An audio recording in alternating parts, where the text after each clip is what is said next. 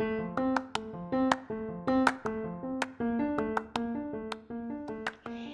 you ever thought about starting your own podcast, you should check out Riverside. Riverside is an online recording studio that lets you record podcasts and video in studio quality from anywhere. And if you click on the affiliated link in the episode description and you buy a subscription, you will also be supporting the podcast.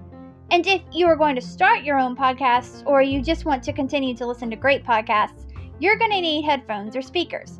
If you click on the Amazon affiliated link, you can get great deals on headphones and speakers. And if you make a purchase, it will also help support the podcast.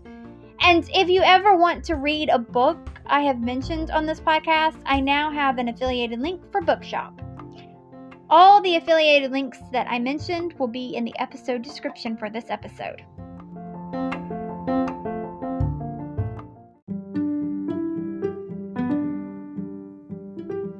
I just wanted to remind you that this podcast has merch, and this podcast is also on Patreon, and there's some perks that come along with joining the Patreon. I will leave the links to both of those things in the show notes.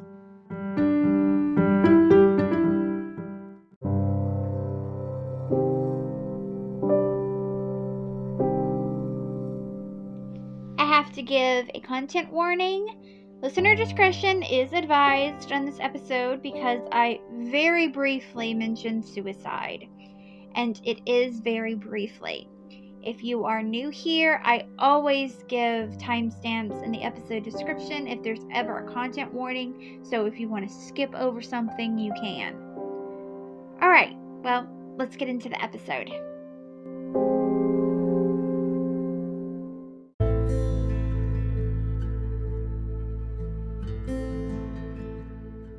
In today's story, a hurricane and the ability to put pen, or rather quill, to paper helped turn an impoverished orphaned boy into one of the fathers of a nation. And along the way, he continued to use his writings to further his causes and to further his relationships that for centuries after he was gone would be analyzed and debated on. Hi, my name is Courtney Jewell, and you are listening to the 11th episode of the 4th season of History Shelf, a podcast about history that proves that sometimes fact is even more interesting than fiction. We are in season 4 of History Shelf, and it is titled They Are a Rainbow. This season of History Shelf, I will be covering each week a historical figure that was a part of the LGBTQIA community. These were people that during their time they had to hide a part of their identity from the world.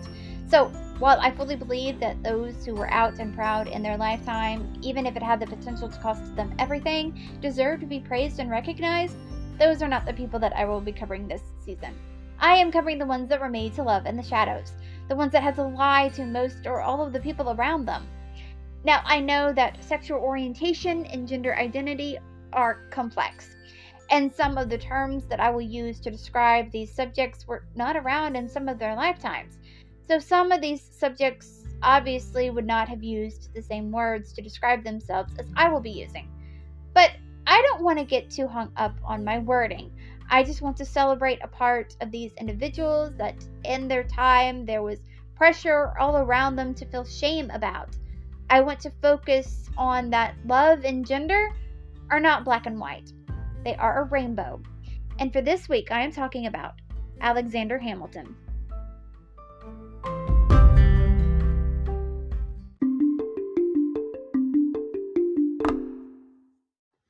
Before I dive deep into Alexander Hamilton's life, I want to share something with you. I don't know if you have been keeping count on how many people that I've covered this season.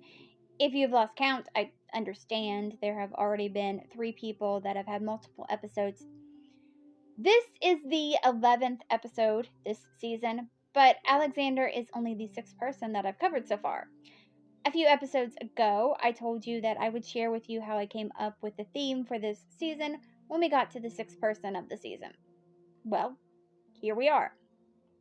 So when I started this podcast, I started thinking about the people that I wanted to cover. I have covered some big names like King Henry VIII's 6 wives, Queen Elizabeth I, and Blackbeard, but I feel like, for the most part, I have talked about lesser known people. And that has not been accidental. I wanted to talk about lesser known people because their story is important too. So I made a rule that I would never cover one of America's founding fathers because I feel like they've been talked about enough. Flash forward to the end of last season, and I needed some joy. I didn't imagine when I started this podcast how constantly researching about dead people and learning about some of the horrible things that were done to them and done by them would affect me. So I needed some joy. I watched a movie that at first I didn't think that I would like, but I thought it would be super cheesy and corny and no one would die in it. YouTube had suggested a clip of it, and I watched it, and that clip was actually pretty good. The movie was Red, White, and Royal Blue, which that movie stars Taylor Zakhar Perez and Nicholas Galitzine. That's why I said on the King James the 6th and 1st Part 4 episode that it was fitting that Nicholas Galitzine plays George Villiers in the miniseries Mary and George, because he sort of had a role in how I chose the theme for this season. So the movie is about a fictional first son of the United States, which is played by Taylor Zakhar Perez, and he falls in love with a fictional Prince of Wales played by Nicholas Galitzine. I loved it. I became obsessed with it, actually. The movie was a book before it was a movie. I bought the book and I read it after I wrapped up last season. And in the book, the two main characters exchange emails back and forth. And they start at one point ending their emails with passages from love letters by historical figures that were LGBTQ. And let me tell you, when the main character, played by Taylor Zakhar Perez, tells his boyfriend, which is played by Nicholas Galitzine, that he thinks that Alexander Hamilton may have been bi, that made me instantly stop reading. I picked up my phone and I Googled it for myself. And my first thought was, I have to do an episode on Alexander Hamilton. So then I started wondering what theme I could pick for Alexander Hamilton. And I sort of just let Red, White, and Royal Blue decide for me. I thought it would be an interesting idea if I took these historical figures that they were talking about in the book and I did an episode on them. So while not all of the people this season are mentioned in the book Red, White, and Royal Blue, some are. King James the 6th and 1st is, Alexander Hamilton is, of course, and a few others in this season are. So that is how I came to break my rule that I would never cover one of America's founding fathers. I just knew I had to because Alexander Hamilton being bi has never been in any textbook that I have read. And I like that this theme gives me the chance to talk about more popular people from history, but tell you something that isn't hardly or at all covered when talking about them. Like, you may have known before this season that Leonardo da Vinci painted the Mona Lisa, but you may have not known anything about his sexuality. But if you have been listening this season, now you do. So this has made me change how I'm going to go forward with this podcast. So you may see more popular people show up on this podcast, but if they do, it's because I have something that really isn't talked about when people talk about them. But I am still going to be talking about lesser known people also. All right, now let's get to the star of this week's episode. Alexander Hamilton was born on January 11th in 1755 or 1757 in Charlestown, Nevis. This was a British colony. Alexander's father was James A. Hamilton. James was a drifting trader from Scotland. Alexander's mother was Rachel Fawcett Levine. She was half British, half French Huguenot. Alexander's parents were not married when he was born. They actually were never married. Well, they were never married to each other. When Alexander was born, his mother was married to Johann Michael Levine. He was a merchant that lived on the island of St. Croix. Rachel was pushed into her marriage with Johann by her mother, Mary Uppington Fawcett. Rachel was unhappy in her marriage to Johann. Rachel had one child with him. It was a boy named Peter, born in 1746. Rachel wanted out of her marriage. In 1750, she refused to live with Johann anymore. This was against the law, and Johann had Rachel imprisoned for several months. When she was released, she fled to the British West Indies, and that is where she met Alexander's father. Together, Alexander's parents moved to Rachel's birthplace, Nevis. Rachel and James had a son named James Jr., and then Alexander was born. Johann divorced Rachel in 1759 on the grounds of adultery and desertion. That meant that under the law, Rachel could not remarry. James Hamilton abandoned Rachel and their sons in 1765. He may have done this so Rachel would not have been charged with bigamy. But this decision left Rachel and her sons to live a life of poverty. Rachel then moved to St. Croix, and she managed a store there in Christiansted. As a child, Alexander and his brother James had individual tutoring, and they also went to a private school. Alexander had a love for learning. On top of his education, he would also read the 34 books that he had at home. Rachel and Alexander both got yellow fever. Alexander recovered, but his mother did not. Rachel died on February 19, 1768, leaving Alexander heartbroken. Johann got wind of Rachel's passing, and he was able to prevent Alexander and Alexander's brother James from inheriting Rachel's estate because they were both illegitimate. So the whole estate went to Alexander's half-brother Peter. Not only did Johann take Rachel's estate from Alexander and James, but he also took the few valuables that she had, and he auctioned off many of the items. Let me tell you, Johann sounds like he was a real asshole. I don't need to do a seance to summon Rachel to ask her why she wanted out of her marriage to Johann. I think I've pretty much figured it out. Johann even had the family books auctioned off, but a friend bought them and gave them back to Alexander.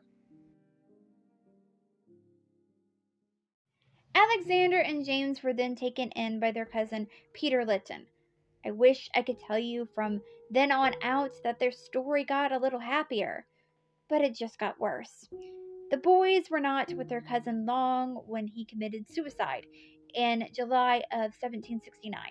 Peter left his property to his mistress and their son, and the brothers had to be separated.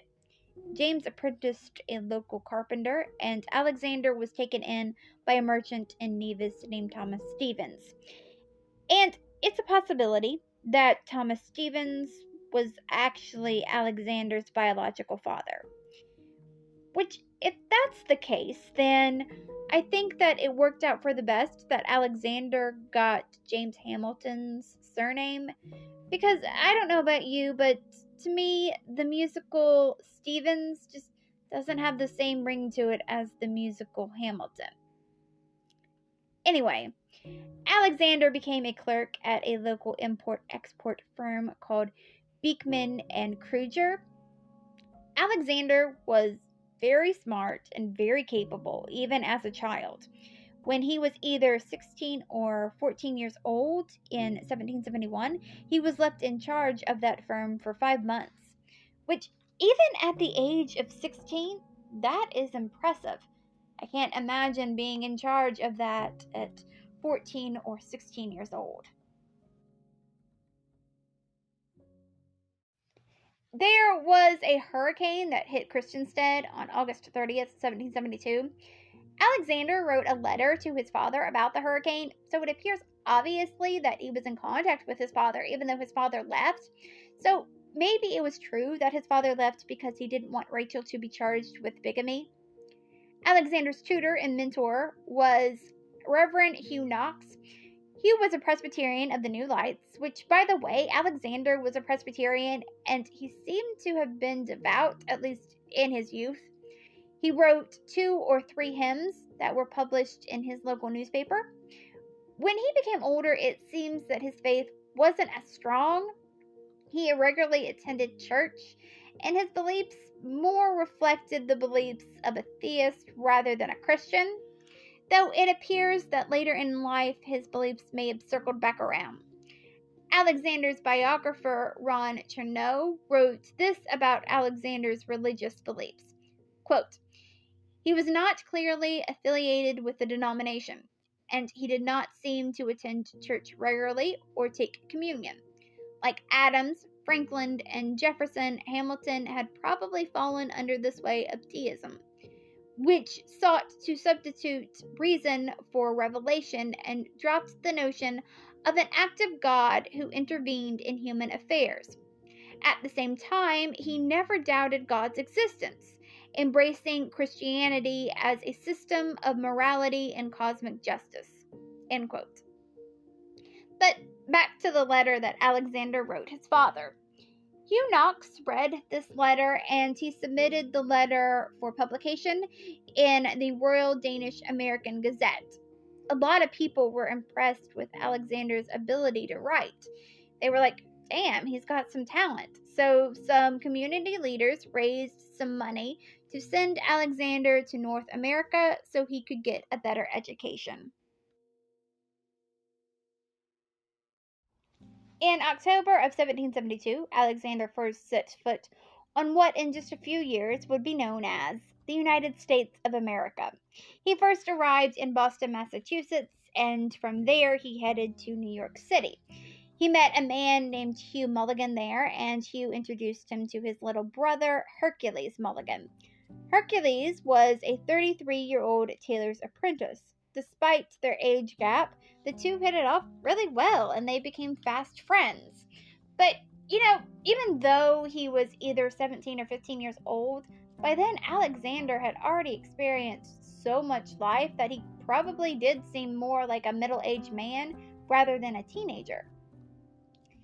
Even though Hercules was engaged and married shortly thereafter, Hercules let Alexander move in with him.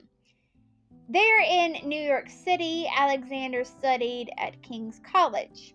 King's College is now known as Columbia University.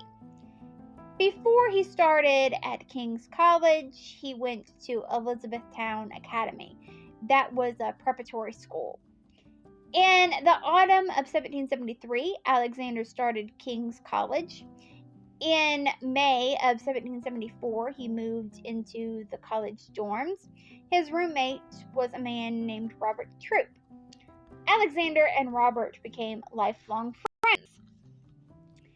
Which brings me to the first possible lover for Alexander Hamilton.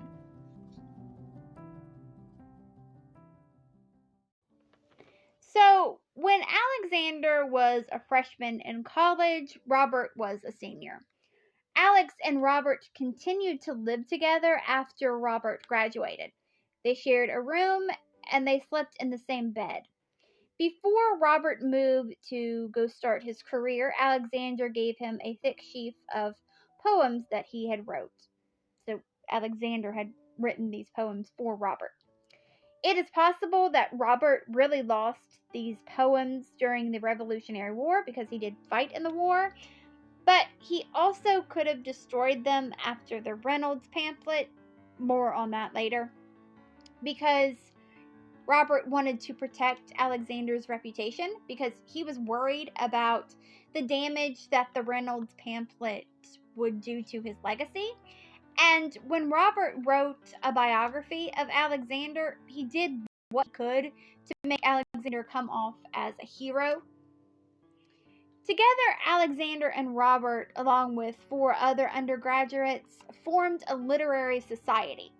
This literary society is credited as being the precursor of the Philalexian Society, which is one of the oldest college literary and debate societies in the United States.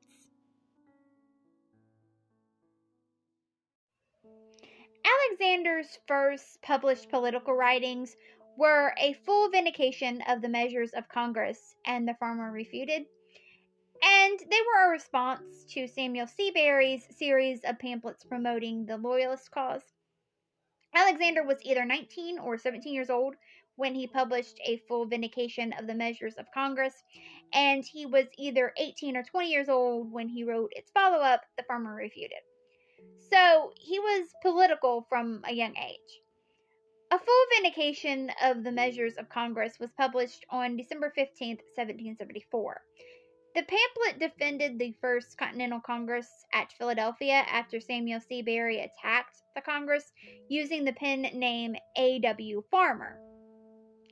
What he was trying to do was he was trying to cause fear in the colonies so they wouldn't band together against the British.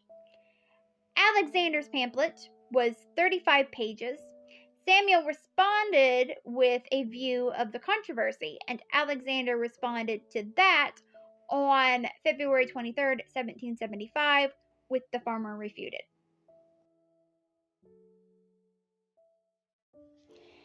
Alexander wrote 2 pieces against the Quebec Act, which, if you supported the revolutionary cause, you did not support the Quebec Act.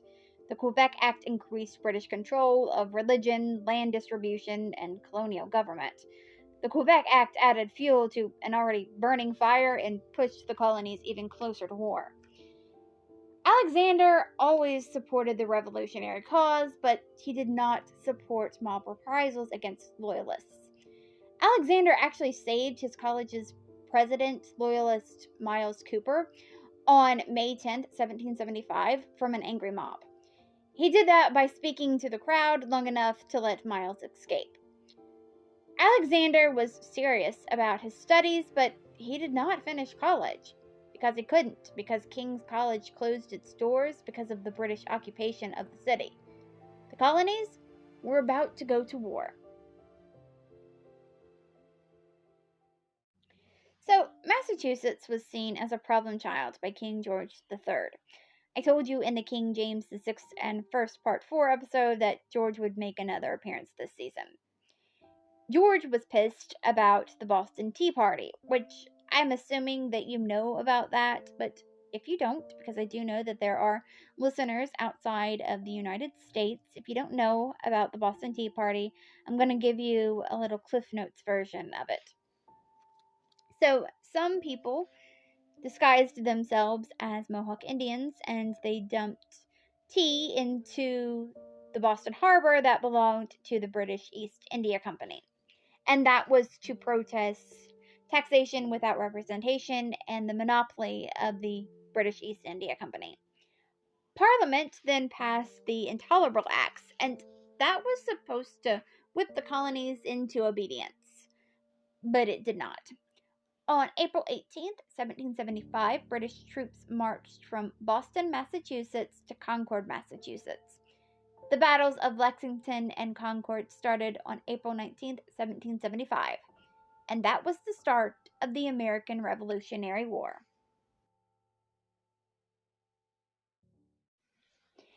Alexander and other students of King's College formed a volunteer militia company called the Corsicans. Before King's College closed its doors, they drilled before classes in a graveyard near St. Paul's Chapel.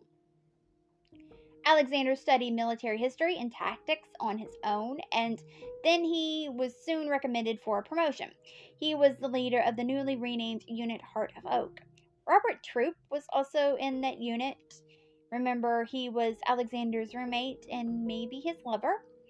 Fighting alongside with him was also his good friend Hercules Mulligan.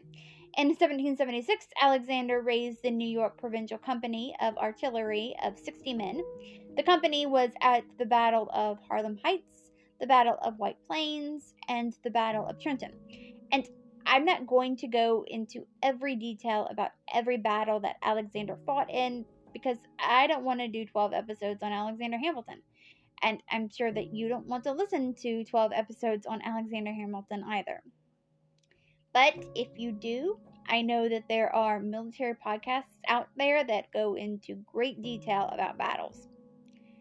Now that I have said that, I do want to take a moment and get into a little detail about the Battle of Princeton, because Alexander had a moment during that battle. Some British soldiers took refuge in Nassau Hall. Alexander transported 3 cannons to the hall and had them fire upon the building as others rushed the front door and broke it down. And there's a story that may be just a tall tale that one of the cannonballs was shot through the head of a portrait of King George II that hung in the chapel, and then that portrait was replaced by a portrait of George Washington. But again, that may just be a tall tale. But what is not a tall tale is that the British waved the white flag, and this battle was a win for the colonies. Alexander was invited to aid the Continental Army General William Alexander, Lord Stirling, but he did not take that invitation. But he was unable to refuse the invitation to serve as George Washington's aide with the rank of lieutenant colonel. Alexander and George became besties. For 4 years, Alexander was George's chief staff aide. He handled his letters. He drafted many of George's orders and letters. During the war, Alexander met 2 of his closest friends. They were Marie Joseph Paul Yves Roch Gilbert du Moutier de Lafayette, Marquis de Lafayette, which has to be the longest name that anyone has ever had. But we're just going to call him Lafayette. That is what he is known as in the United States, and that's what he's called in the musical Hamilton. The other man was John Laurens. We don't know exactly when Alexander met these 2 men. Alexander probably met Lafayette in the summer of 1777. They were likely drawn to each other because they were both orphans and they were both fluent in French. Lafayette was actually from France. He wasn't from the colonies. Alexander likely met John Laurens in August of 1777 in Germantown, Pennsylvania. It is possible that both Lafayette and John Laurens were lovers of Alexander. Alexander's own grandson, Allan McLean Hamilton, called Alexander, Lafayette, and John, quote, the gay trio. I will start with Lafayette because I feel like between him and John Laurens, it's less clear if he was one of Alexander's lovers. Lafayette wrote to Alexander and said, quote, before this campaign, I was your friend, and very intimate friend, agreeable to the ideas of the world. Since my second voyage, my sentiment has increased to such a point the world knows nothing about. To show both from want and from scorn of expressions, I shall only tell you, adieu. End quote. It is really hard to determine their relationship because Lafayette was known to be affectionate with basically everyone. There are some letters between Lafayette and George Washington that suggest that they may have been lovers. And maybe they were. After researching Alexander, I'm kind of convinced that all of the founding fathers and the men surrounding them were just having sex with each other. But this episode is only about Alexander, so let's get back to him. I think it is important, and this is the last thing before I move on to John Laurens, I think it is important to note that Lafayette did describe his relationship with Alexander as brotherly, and that was how he described his relationship with Alexander in a private letter to Alexander. He told him, quote, that from the early times which have linked our brotherly union to the last moment of my life, I shall ever be your affectionate friend, Lafayette. End quote. Now, Alexander's relationship with John Laurens is another story. Now, just like with literally everyone that I have covered this season, and I suspect that's how it's going to be with most of the people that I will cover this season, some historians argue that Alexander and John were not lovers. There are letters that they wrote to each other that make it sound like they were, though. Some say that this was just how people spoke back then. And yes, people were more affectionate in their writing back then. Even straight men writing to their straight male friends would tell them that they loved them.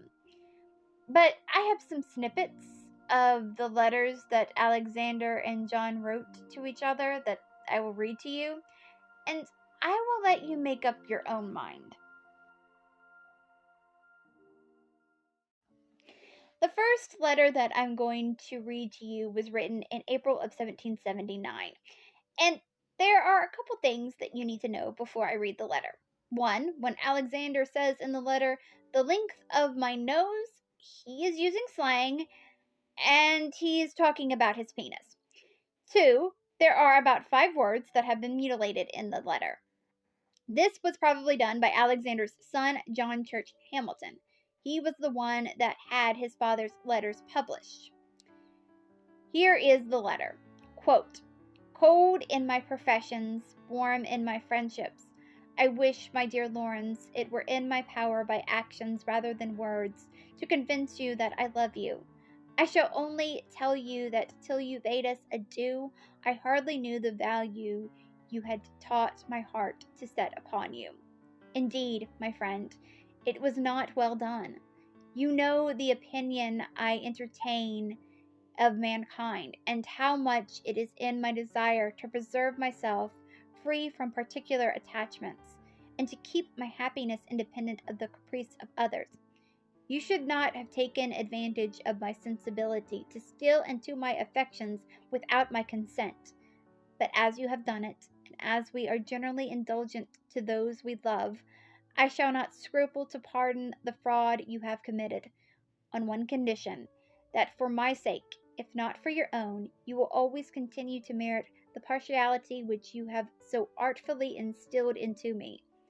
And now, my dear, as we are upon the subject of wife, I empower and command you to get me one in Carolina. Such a wife as I want will, I know, be difficult to be found. But if you succeed, it will be the stronger proof of your zeal and dexterity. If you should not readily meet with a lady that you think answers my description, you can only advertise in the public papers, and doubtless you will hear of many who will be glad to become candidates for such a prize as I am.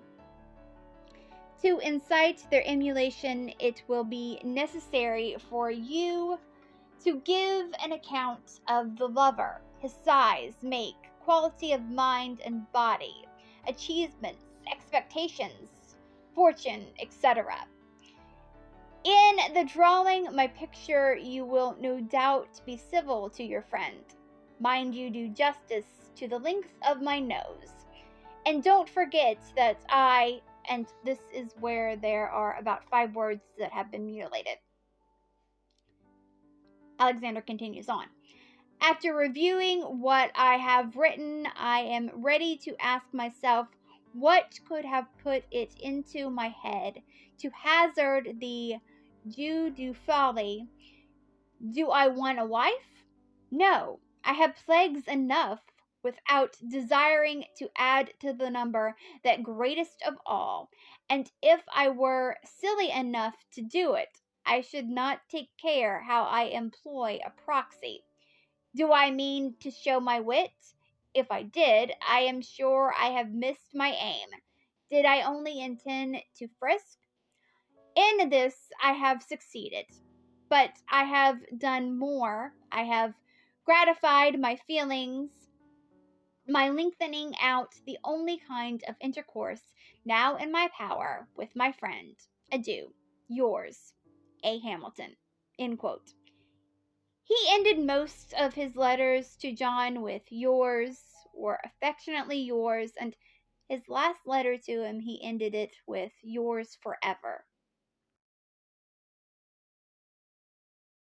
Before I read to you the next letter, you need to know that Alexander did end up taking a wife. Her name was Elizabeth Schuyler. She went by Eliza. I will get to her and their marriage later. When Alexander wrote this letter to John that I'm about to read to you, he was engaged to Eliza. And in this letter, Alexander is asking John if he heard about their engagement. At this point, John was a prisoner of war. This letter was written on September 11th, 1779. Quote, I acknowledge but one letter from you since you left us, of the 14th of July, which just arrived in time to appease a violent conflict between my friendship and my pride.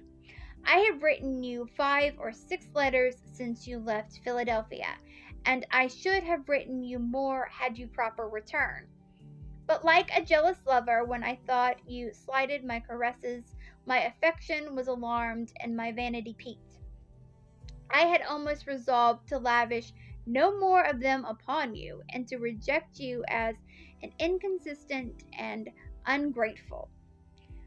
But you have now disalarmed my resentment, and by a single mark of attention made up the quarrel. You must at least allow me a large stock of good nature. Have you heard that I am on the point of becoming a Benedict? I confess my sins. I am guilty. Next fall completes my doom. I give up my liberty to Miss Schuyler.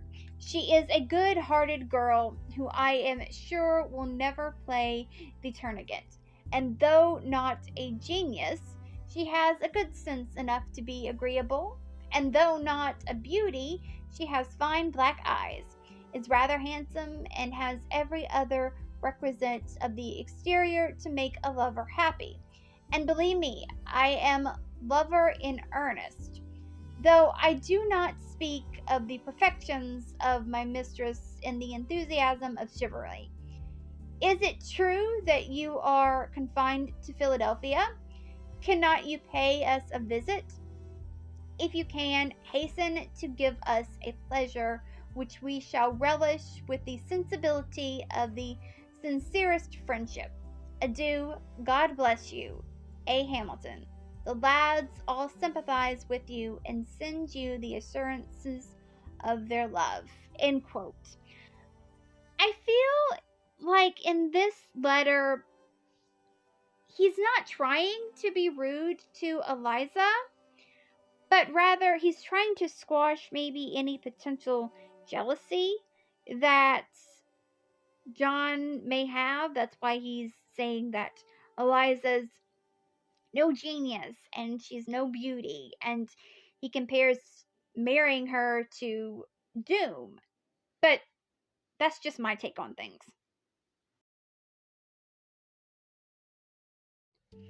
In the next letter that I'm about to read you that Alexander sent John, Alexander thought that John had fallen into a depression and he tried to comfort him. Alexander wrote the letter on September 16th, 1780. He wrote, quote, that you can speak only of your private affairs shall be no excuse for you not writing frequently. Remember that you write to your friends, and that friends have the same interests, pains, pleasures, sympathies, and that all men love egotism. In spite of Schuyler's black eyes, I have still a part for the public and another for you. So your impatience to have me married is misplaced. A strange cure, by the way, as if after matrimony I was to be less devoted than I am now. Let me tell you that I intend to restore the empire of Hymen, and that Cupid is to be his prime minister. I wish you were at liberty to transgress the bounds of Pennsylvania. I would invite you after the fall to Albany to be witness to the final consummation. My mistress is a good girl and already loves you because I have told her you are a clever fellow and my friend. But mind, she loves you à l'Américaine, not à la Francois. Adieu, be happy, and let friendship between us be more than a name. A. Hamilton. The general and all the lads send you their love. End quote. Something that scholars have pointed out is in Alexander's last letter to John, he said that Eliza sent her love. This is the only time he wrote that, and he never wrote to send his love to John's wife, Martha Manning. That was just a common thing that you did when you wrote to a friend in the 18th century. Now, I don't think this alone is proof that they were lovers, but I think it just adds to the evidence when you pair it with all of the other content of their letters. In one letter that John wrote Alexander in response to another letter that Alexander wrote him, John sounds irritated with Alexander mentioning his wife and children. John writes, quote, "Your private affairs cannot require such immediate and close attention. You speak like a pater familias surrounded with a numerous progeny." End quote. In John's letters to Alexander, he dances around the fact that Alexander had a family as much as possible. That was also uncommon for the 18th century, and again, that alone does not prove that they were lovers, but I think it helps make a compelling case when you pair it with everything else. John also ended one of his letters to Alexander by calling him his dear boy. The only other time that John used the word dear in his writings was when he would close his letters to his wife with "my dear girl." There is also a letter where Alexander used the word dear as a noun when writing to John, and not an adjective. Going back to John's writings, I think the best evidence of Alexander and John's relationship is comparing the letters that John wrote to Alexander to the letters he wrote to other people. And when you do that, you find that his letters to Alexander are the letters where he expresses the most emotion and affection. In fact, you will find expressing emotion was not something that John often did. And even Alexander's son John thought there was something in the letters between Alexander and John Lawrence, because he wrote that the bit where Alexander said that he did not want a wife should not be published. And when the letters were published, that paragraph was not published. Before I dive into Alexander's relationship with Eliza, I want to finish up talking about the American Revolutionary War. In 1778, Alexander was involved in a duel. While the duel did not take place on June 28, 1778, the events that would lead to the duel did. Alexander got involved in a feud with Major General Charles Lee. It all started at the Battle of Monmouth. Charles was in charge of the vanguard, and the battle was not going in his favor. So he ordered a retreat in front of the British. George Washington saw that he was retreating, and he rode ahead. There were some words exchanged between George and Charles. What exactly those words were has been debated. But whatever they were, Charles was offended by them. George wasn't bothered by their exchange, but Charles was. He wanted an explanation for what George said to him on the battlefield. George just ignored him. Charles wrote George letters, and George just continued to ignore him. Charles just got angrier and angrier, and eventually George arrested him for his conduct at the battle and for his letters to George. The court-martial began on July 4th, 1778. He was found guilty of 3 charges. Charles hoped that Congress would intervene and would reverse the convictions. The court-martial came to a conclusion on August 12th. Charles didn't get saved by Congress like he was hoping. On December 5th, Congress agreed with the findings and upheld the court-martial. His punishment was he was removed from active service for 1 year. This did not ease Charles's anger. It only made it worse.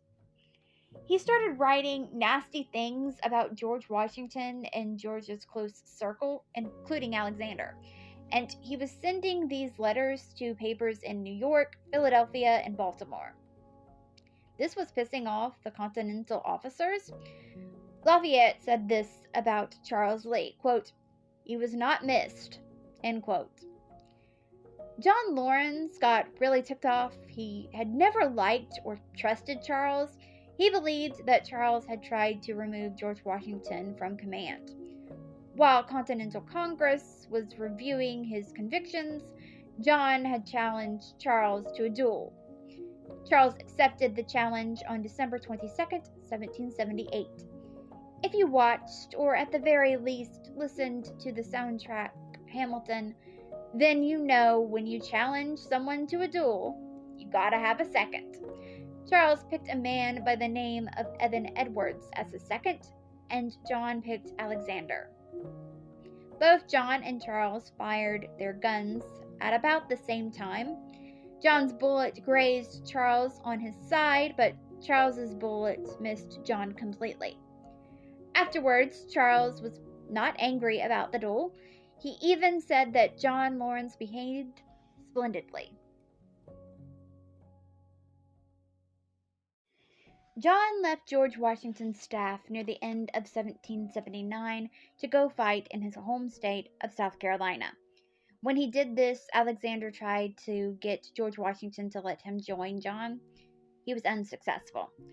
In Alexander's last letter to John, Alexander told him to go to Congress so they could hand in hand build the nation that they had dreamed up together. He ended the letter by signing it, "Yours forever." That was the letter that John never got to read. On August 27, 1782, at the Battle of Combahee River, John was killed. He was 27 years old. When Alexander got word of his death that following October, he was never the same. This is how Alexander's biographer Ron Chernow described Alexander after John's death. Quote, "After the death of John Lawrence, Hamilton shut off some compartment of his emotions and never reopened it." End quote. On February 15th, 1781, Alexander had a minor misunderstanding with George Washington and he was reprimanded by him. George tried to repair their relationship, but Alexander left his staff. In March, Alexander settled with Eliza. By this time, they were married, and they settled near George's headquarters. Alexander kept asking George for a field command. George kept telling Alexander that he needed to appoint men of a higher rank, but Alexander kept asking him, though. In early July of 1781, Alexander sent George a letter and threatened to resign if he was not given a command. On July 31st, George gave Alexander the command of a battalion of light infantry companies of the 1st and 2nd New York regiments and 2 provincial companies from Connecticut. Alexander was given command of 3 battalions at the Battle of Yorktown.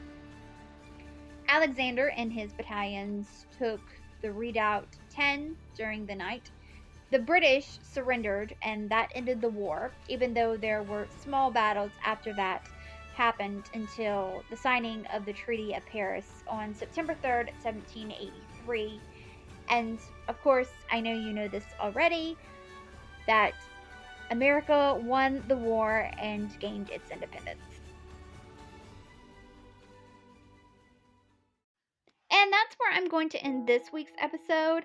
I swear I'm not trying to drag this season out. It's just I'm covering a lot of big names this season, and there's no way that I can tell you about their life in one episode without the episode being anywhere from 2 to 4 hours long. And I feel like for these episodes, at max, they should be 1 hour. Next week's episode, I'm going to start with telling you about Alexander's life with his wife, Elizabeth Schuyler. Thank you so much for listening to the 11th episode of the 4th season of History Shelf. I am going to be covering 15 people this season, but who knows how many episodes it's going to be.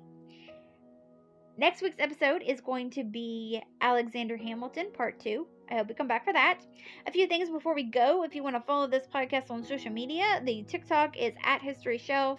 The Twitter is @HistoryShelfPod. The Facebook page is History_Shelf_pod. And the Facebook page is History Shelf Podcast. If you want to help out this podcast financially, there are a few ways you can do that.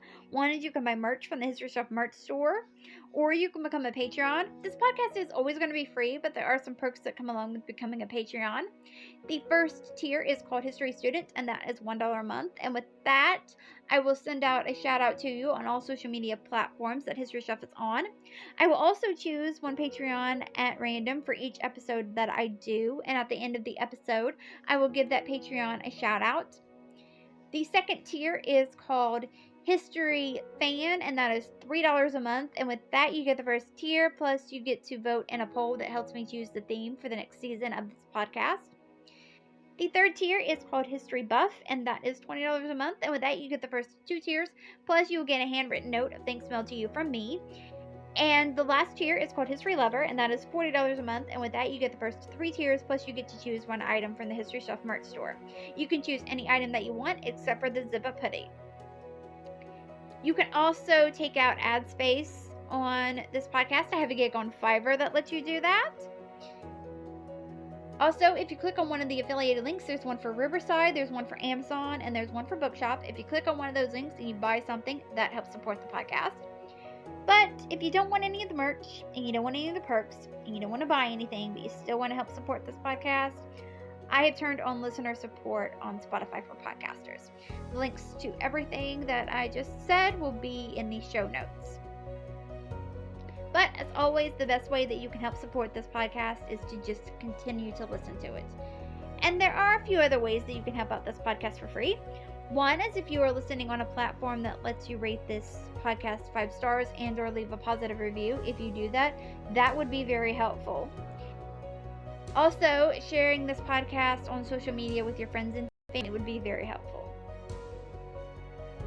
Alright, well, until next time, keep learning, keep loving history, and come back for next week's episode.